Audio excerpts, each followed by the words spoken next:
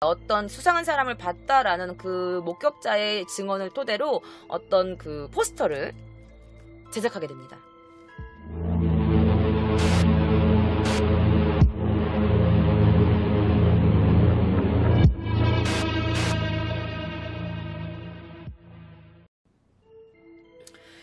자, 당시에 수상한 사람이 목격되었다고 했습니다. 자, 유키코가 집에 귀가한 게 바로 오후 3시 5분쯤.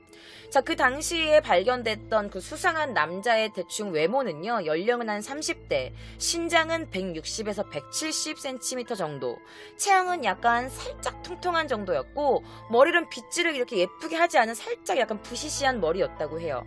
그리고 복장은 검은 옷을 입고 있었고, 그의 얼굴엔 옅은 미소가 띄어져 있었다고 합니다. 자, 유키코짱의 사인은요, 실혈사나 질식사로 추적을 했지만 정확한 판명은 나오지 않았다고 합니다.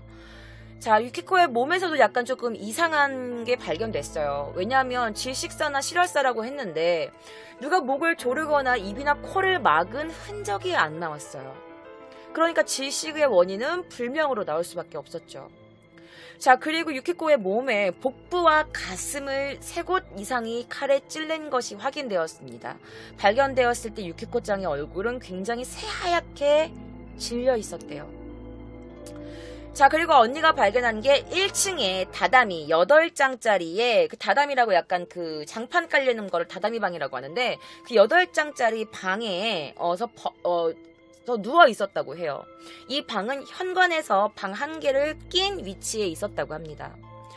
1층 거실에는요, 다량의 피의 흔적이 있었고요. 그 또 다른 방에는 핏자국은 발견되지 않았다고 해요. 자, 흰 브라우스와 약간 남색의 짧은 바지, 학교의 유니폼을 입고 있었다고 해요. 학교 교복 차림으로 쓰러져 있었다고 합니다. 그리고 유키코짱의 옷은 흐트러져 있지 않았다고 해요.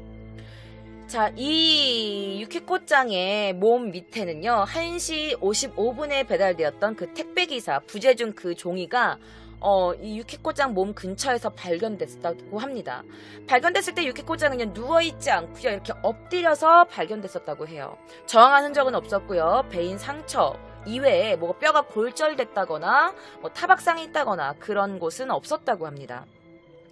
사실 이렇게 저항하거나 막 도망치려고 할 때는 손이나 등 이런 데에 부상을 입는 경우가 많고, 도망쳤을 때 범인이 당황해서 이렇게 뭐 하반신을 찌르거나 그럴 수도 있었는데 그런 흔적이 전혀 없었대요. 상처도 하나도 없었대요. 그리고 실내에도 이 유키코짱이 도망가려고 하는 흔적은 그 어떤 곳에도 나타나지 않았다고 합니다. 자, 어깨에 그 근처에서 수상한 남자가 발견됐다고 했을 때 이 남자가 어깨에다가 약간 숄더백을 메고 있었다고 해요.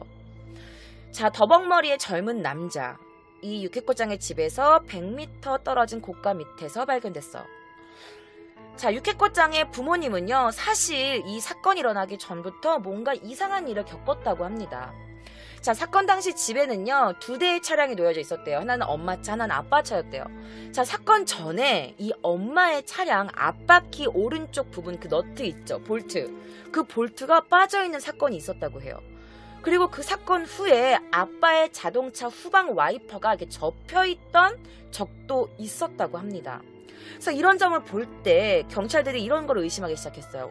혹시 사실 부모를 노린 건데, 부모에게 뭔가 앙심을 품은 사람인데 부모 대신에 이 부모의 딸, 자녀에게 해코지한 게 아닌가, 이런 가능성도 두고 수사를 했다고 합니다. 그리고 또 다른 이상한 소문이 돌기 시작하죠. すぐ北側の近所で下着泥棒か覗きかなんかそういったものがあったというのは聞いたことがあって。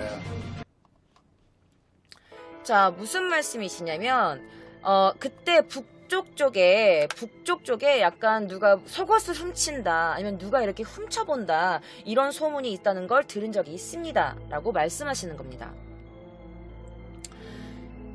자, 범인은 사건 당일 유키코짱의 집 근처에 고가 아래서 발견됐어요. 범인으로 보이는 수상한 남자가. 자, 이 남자가 과연 유키코짱의 부모님의 차에 약간 이런 안 좋은 장난을 한 인물인지, 아니면 아버지가 들었던 누가 뭐 속어술 훔치거나 누군가 이렇게 훔쳐보는 남자, 그 소문의 주인공인지는 알 수가 없었어요. 자, 그래서 이 사건이 일파만파 퍼지기 시작합니다. 어떻게 여자애가 집에서 혼자 이렇게 죽을 수가 있을까? 그런데 범인의 그런 게 뭐 일말의 증거도 없고, 그리고 유키코짱이 왜 이렇게 집에서 죽었는지, 왜 반항한 흔적이 없는지 관련돼서 많은 사건들이 있었어요. 그리고 이 사건은 미해결인 채 몇 년 동안 계속 진전 없이 이 사건이 방치됩니다. 자, 그러다가 이 사건은 이제 어느 날 이제 텔레비에서 이렇게 크게 방영을 해요. 그래서 미국의 FBI까지 이 사건에 투입되게 됩니다. 그때 투입된 여성이 바로 오툴이라는 여성이었어요. 자, 바로 이 여성입니다. 여성은 FBI의 수사 요원이에요. 자, 미국의 FBI 오툴은요, 이 유코짱이 다니던 시야마 시립북초등학교 근처에서 수상한 사람의 그림자가 없었나 탐문을 다시 시작하게 됩니다. 자, 교장 선생님에 따르면 사건 당시 학교 근처에서 수상한 사람이 발견됐다라는 정보가 없었다고 해요. 만약에 학교 근처에 약간 이상한 수상한 사람이 들어온 경우에는요, 뭔가 퇴거 요청을 하거나 경찰에 신고하도록 되어 있지만 당시 그런 일을 한 기억이 없었다는 게 바로 이 교장 선생님의 증언이었습니다. 자, 이 유키코가 다니는 초등학교에서 수상한 사람이 학교 안으로 들어왔다, 학교 근처에서 발견됐다라는 정보는 없었어요. 자, 초등학교는요, 유키코가 집에로 가는 길, 북쪽에 있었고, 이 유키코짱의 아빠가 변태가 있었다라고 들었던 그쪽 위치랑도 비슷했어요. 학교도 북쪽에 있었고, 변태가 발견되고 또 북쪽에 있었으니까, 사실 위치상으로는 똑같았어요. 북쪽. 자, 최강 FBI 긴급수사, 일본 미해결 사건 전체 프로필이라는 프로그램이었는데, 자, 그때 그 일본의 유명 쿄린 다이가크, 쿄린 그 대학의 의대 명예교수인 사토 요시노부라는 사람에게도, 그 교수에게도 이 사건에 대한 협력을 부탁했습니다. 그는 지금까지, 그때까지만 해도 1만 구 이상의 시신을 검시한 아주 풍부한 경험과 지식이 있는, 아주 법정의 권위에 있는 그런 교수였는데, 이 유키코짱 사체에 관련돼서 이제 견해를 부탁드렸죠. 근데 이분 역시 유키코짱의 사인이 질식사다, 아니면 출혈사다, 이렇게 정확하게 단정 지을 수가 없다는 게 이 교수님의 의견이었습니다. 그래서 이 유키코짱의 부모님은요, 혹시나 자기 딸이 너무나 고통스럽게 죽은 건 아닐까. 왜냐면 복부랑 심장에 막 칼이 찔린 채 죽었으니까. 이게 사건이 지난 10년이 지났을 때도 계속 그게 신경이 쓰였다고 합니다.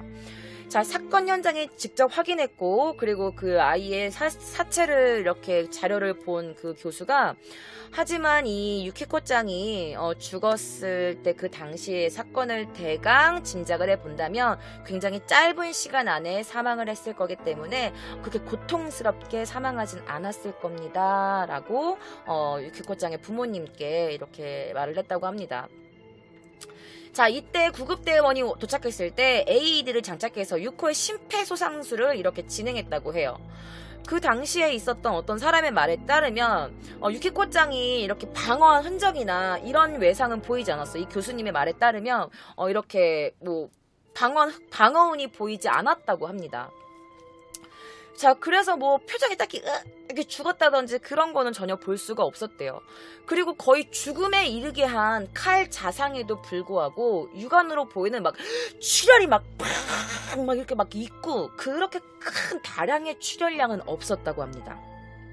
그래서 아마도 그러면 그 패드, 심폐소생술하는 그 패드를 붙여서 찔린 상처가 제대로 보이지 않은 건 아닙니까? 라고 했는데, 만약에 식칼이라면 큰 상처가 생겨가지고 다량으로 출혈이 있었을 건데, 아마 흉기가 식칼이 아닌 굉장히 가는 것일 것이다 라는 걸로 추측을 했다고 합니다.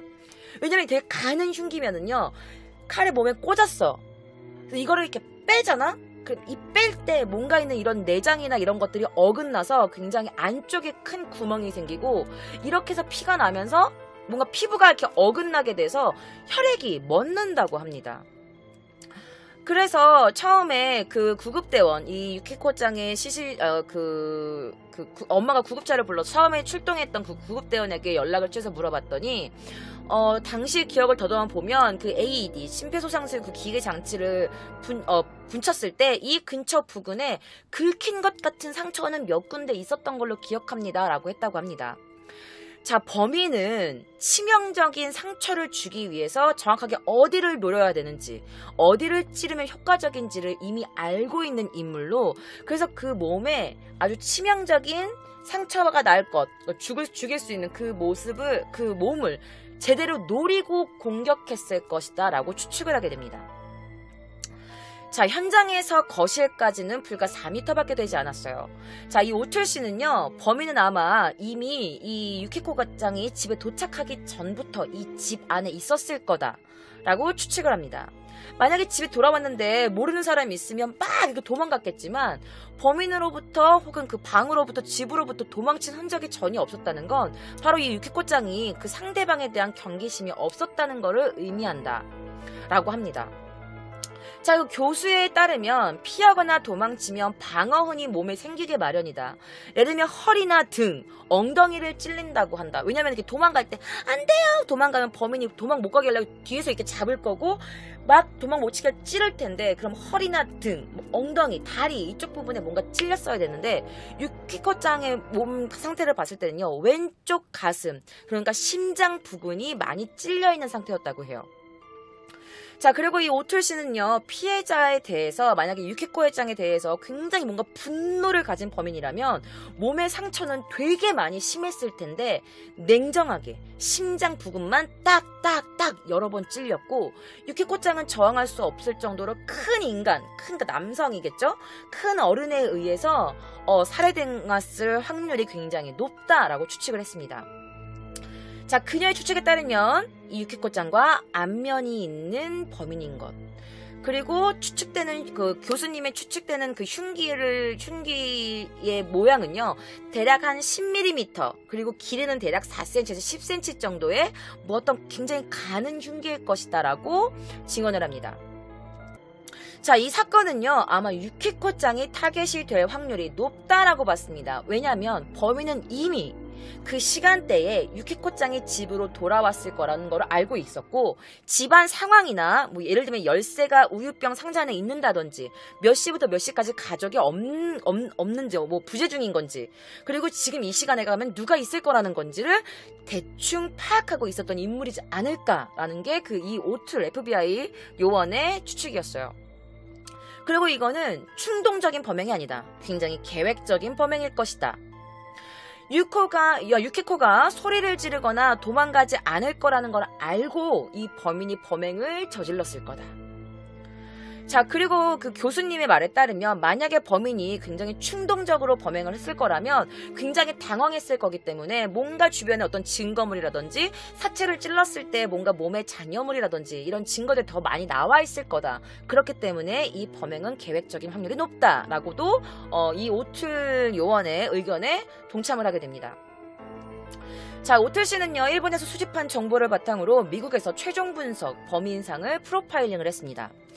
사건 분석에는요, 전 FBI 행동분석과 BAU 특별수사관이자 전 NCIS 특별수사관이었던 토머스 니어라는 분과, 그리고 과학수사 스페셜리스트 전 FBI 부국장 대리 스티브 버마이스터라는 사람까지, 아주 유명한 사람들이 이 사건에 대량 이 사건에 투입이 돼요.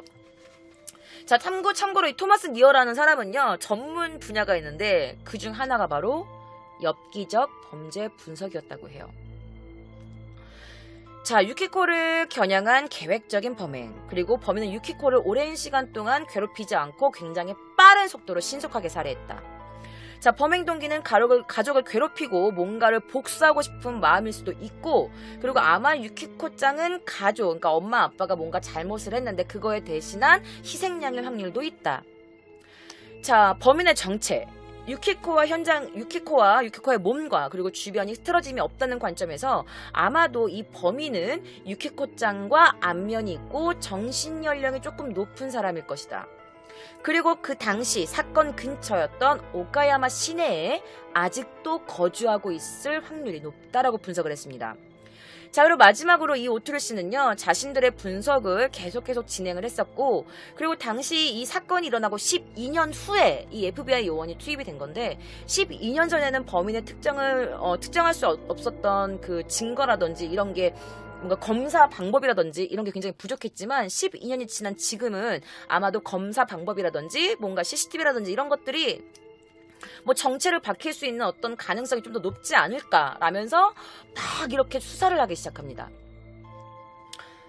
그렇지만 그럼에도 불구하고 이 FBI도 이 범인을 잡지 못했습니다.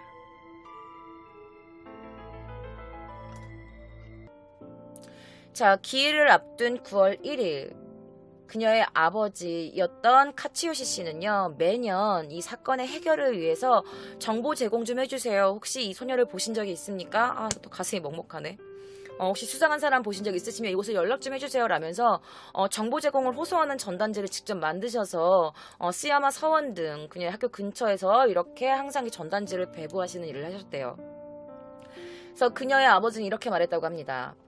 만약에 우리 딸이 살아있으면 지금쯤 22살이 되었겠죠. 내 안에서 유키코는 초등학교 3학년 그대로 남아있습니다. 유키코가 사라지고 나서 제 인생의 시간은 멈췄습니다. 라고 말씀하셨다고 합니다. 자, 당시 그녀의 어머니 52살의 토모코 씨는요, 유키코-짱 자신의 딸의 불단을 이렇게 집안에 만들어 놓고 매일매일 깨끗한 물을 받아놓고 이렇게 딸을 위해 물을 이렇게 올린다고 합니다. 그리고 기일은 물론 매월 기일에도 성묘도 빼놓지 않고 가신다고 해요. 자, 유키코-짱의 유치원 때부터의 소꿉친구라든지 유키코-짱이 다니던 그 학교 교장 선생님이라든지 담임 선생님이라든지 그 유키코짱이 기일 때마다 집에 찾아가서 영정을 하기 위해서 이렇게 기도를 드리고 오신다고 해요, 매년. 너무 솔직하고 활발했던 이 유키코짱. 집에서는 엄마를 굉장히 좋아하는 그런 딸이었다고 해요. 응석굴력이었다고 해요. 부모님을 괴롭히면서 이기저기로 군 적도 한 번도 없고 반항한 적도 없고 이 애 때문에 고생했어 라는 기억이 전혀 없을 만큼 너무 귀엽고 예쁜 아이였다고 합니다. 그리고 이 유키코가 살아있는 9년 동안 너무나 행복한 시간을 준 아이였다. 효녀였다라는 게 이 아버지의 말씀이에요. 이런 말을 할 때 계속 눈물을 흘리셨다고 해요.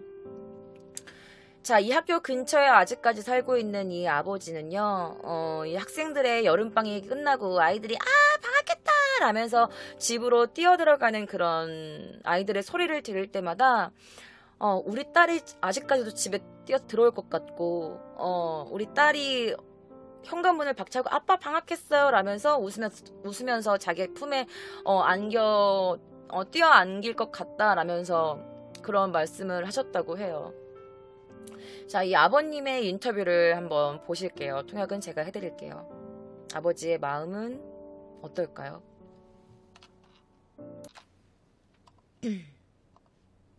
悔しい気持ちいっぱいですね。自習しなさいと。自習して罪を作りなさいと思います。아주 분한 기분뿐입니다. 빨리 자수를 해서 죄를 씻으라고, 죄를 받으라고 말하고 싶습니다.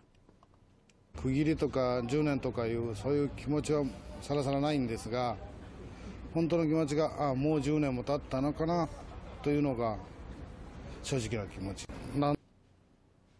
뭐라고 말씀하시냐면 이 사건이 단락되었다든가 10년이 지났다던가 라는 그런 기분은 없습니다.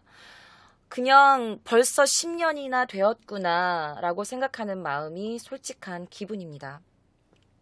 なんでうちの娘が亡くならなかったらいけなかったかとか、もう早く13年も経ったかという気持ちがありまして、いつでも早く逮捕にこぎつけたいと思いました。 아버지가 하시는 말씀은 뭐냐면 왜 내 딸이 죽지 않으면 안 됐냐, 왜 내 딸이 죽어야만 했나, 이런 생각, 이런 마음입니다. 그리고 이제 10년이 지난 다음에 또 13년째 이분의 인터뷰를 하러 가셨나봐요. 그래서 13년이 되었구나 하는 기분입니다. 하루라도 빨리 체포되었으면 하는 바람입니다. 라는 게 바로 이 아버지의 인터뷰였습니다. 왜 딸을 살해해야만 했는지 아무리 생각해도 모르겠다 라면서 카츠요시 씨는 입술을 앙 다무셨다고 해요. 자, 그러면서 이런 말도 하셨다고 합니다. 유키코는 다시 돌아오지 않을 걸 압니다. 하루라도 빨리 범인 체포의 연결 실마리를 찾았으면 좋겠습니다. 그래서 아이를 죽인 이런 흉악 사건이 이 사회에서 없어지게 하기 위해서라도 이 사건이 빨리 해결돼야 된다고 생각합니다. 라고 인터뷰하셨다고 합니다. 자, 14년 8개월이란 시간 동안 이 사건은 계속 미해결로 남아 있었습니다. 그런데 2018년 5월 29일 유키코 짱의 목숨을 앗아간 범인이 체포됩니다.